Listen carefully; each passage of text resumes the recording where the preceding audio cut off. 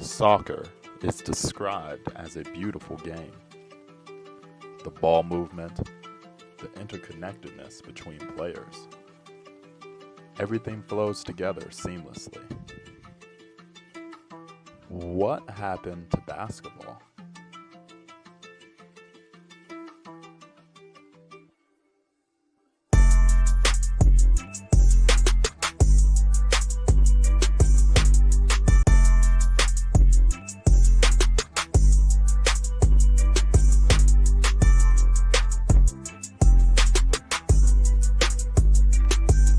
I think we are all familiar with basketball mixtapes. 2-minute highlights of players dunking, breaking someone's ankles, hitting step-back threes.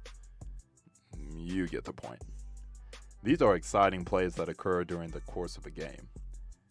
And it started way back with and one basketball. Players like the Professor or Hot Sauce, or even Rafer Alston were cooking on the court. No pots and pans required. But this is not a history lesson.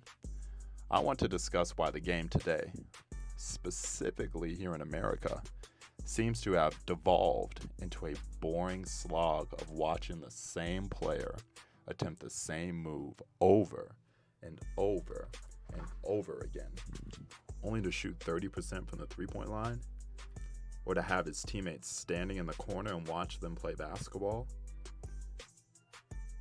Why is this the norm instead of the exception?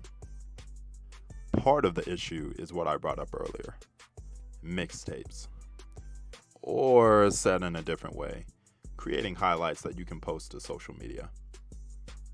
And look, I get it. Posting a breakaway dunk or a nasty crossover is sure to draw some attention, while posting a one more pass or a solid defensive possession will be met with a light applause. The highlights draw eyes to the game. However, we cannot overlook some key stats. The most points per game in NBA history came from the hometown team Denver Nuggets during the 1981 to 1982 season, averaging 126.5 points per game. It should also be noted that the Nuggets were a former ABA team before joining the NBA. During this season, they also averaged a staggering 27.7 assists per game. Crazy. As a matter of fact, all top 10 teams on this list average more than 24 assists per game, with the Nuggets appearing on the top 10 list 3 times. Even crazier is the only 2 modern teams with the highest points per game are the 2023-2024 Pacers and the Grizzlies this season. Both teams averaged 30 plus assists per game. I also forgot to mention one important stat. The 1981-82 Nuggets only shot 26.8% from the three-point line on 1.8 attempts per game. How does that make sense? A team that averaged over 125 points per game and barely attempted 2 three-pointers a game? Let's dive even deeper. The 2023-2024 champion Boston Celtics averaged 90.2 field goals a game. Comparing that to the 81-82 Nuggets, who averaged 93.4, the Celtics took, on average, 42.5 three-pointers per game.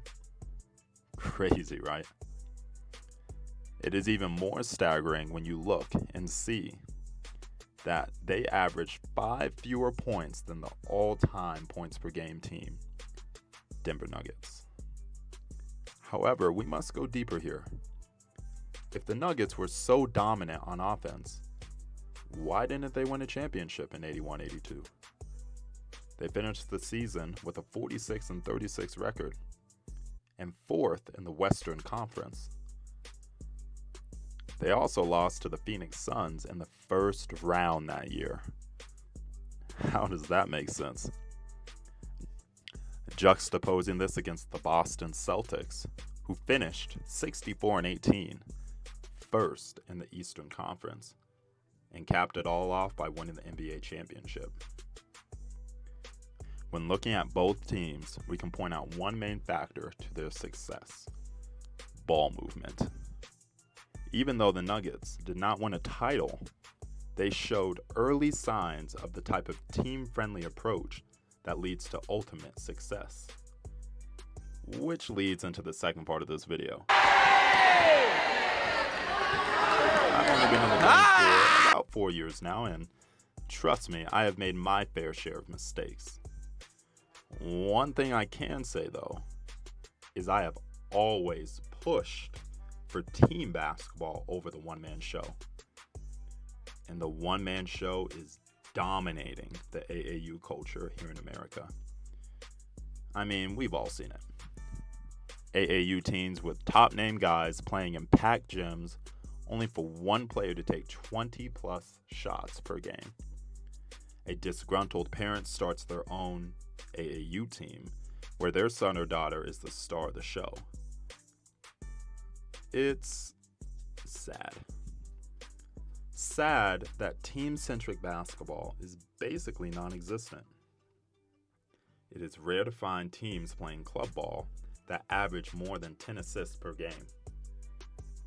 And good luck finding a team that averages more than 20 assists per game.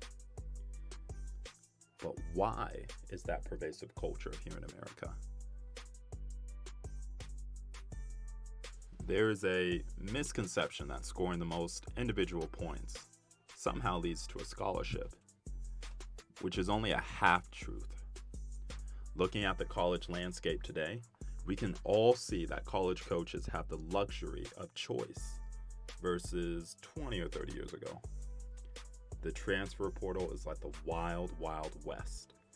Players can play upwards of 5 years, and more mid-major guys and girls can swing up to the blue-chip schools than ever before.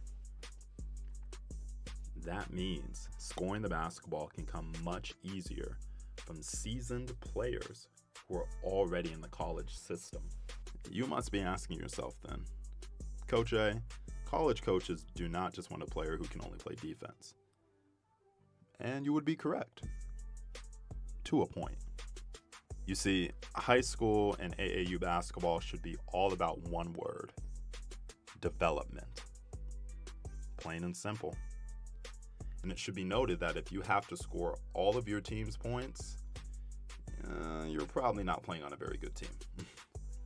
Or, at the very least, your teammates are not being used correctly. Looking at it from a statistical perspective, 10 teams ranked in the AP Men's Top 25 also average over 17 assists per game. On the women's side, 18 out of the top 25 teams are averaging 17 assists or more per game. Looking through these stats, it is easy to see that ball movement takes your team to the next level. AAU should be placing a premium on assists, setting screens, ball movement, and off-ball movement. Exactly what the final example in this video does fantastically well. Luka, Jokic, Sabonis, even taking it all the way back in the day to Tony Kukoc. What do all these players have in common? Other than being really good, each one was born and raised in Europe. And each one made it to the NBA. This did not happen on accident either. You see, basketball culture, and more specifically, basketball development in Europe is shockingly different than here in the US. Let's take a deep dive. The Luka Doncic Foundation released a detailed report on the state of youth sports. Focused on the United States and the Balkans, valuable insights are shared from the perspective of parents, players, and coaches who have the opportunity to coach youth sports. Starting off with some positive stats. 64% of parents say their children have made new friends through playing basketball. They also found that 64% of kids gained confidence, 61% of kids learned discipline, 52% developed healthy habits, 46% learned leadership, 41% improved problem solving, and 31% became better students. These stats are proof of the positive effects of youth basketball. Let's get into some differences between the US and the Balkan region. Back in the 90s, Yugoslavia would direct government funds to youth sports in an effort to provide quality coaching and practice facilities to kids across the country. In Slovenia, 88% of kids in youth basketball leagues are playing pickup games more than once a month. Positionless basketball is a staple. Multi-sport athletes are encouraged, and players remain with the same club team year after year. However, due to the lack of funding, many club teams find themselves having to make hard decisions. Women's teams typically lack funding, and coaches find it hard to stay due to the lack of financial backing. Pressures like these can seem insurmountable. Moving over to the US, let's take a look at the youth culture more in depth. 71% of US parents say they're satisfied with the variety of competitive options available, with another 6% wanting even more. And while competition is at an all-time high, 1 in 2 US basketball parents believe in order to remain competitive, their child has to play basketball year-round. This is the antithesis of the European model.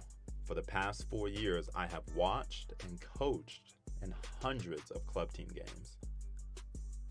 I have always been appalled at watching kids play 5 games in one day, or playing for 2, 3, or even 4 different teams over the course of a weekend. There's no consistency. How can you foster development if you are only chasing weekend trophies? Highlights against local teams do not necessarily guarantee collegiate scholarships, and I'm not alone in these sentiments. 1 in 4 US basketball parents agree that youth basketball has become more about making money than teaching kids. When you take into account the cost of the tournament, parking, food, lodging, and payment of coaches, it makes investing in club basketball almost impossible for the majority of families, especially if you have multiple children. What is the solution? How can we steer youth sports back onto smooth waters? I believe it is a merging of the European and US models. The European model can look to the US for ideas on funding, bringing back NBA players to their hometowns for increased exposure, and fostering that embattled competitive spirit. The United States can look to Europe on their approach to how club teams are run and tournaments are played. An emphasis on practice should be the mainstay for youth teams, not an infinite amount of games. Livable wages should be given to coaches in order to create environments where consistency and growth can be seen on a daily basis. Tournament directors should take into account how many games are being played on a specific day and keep price gouging out of youth sports. These are some big hills to overcome. Let's start with step 1, the person in the mirror. We can all do better together.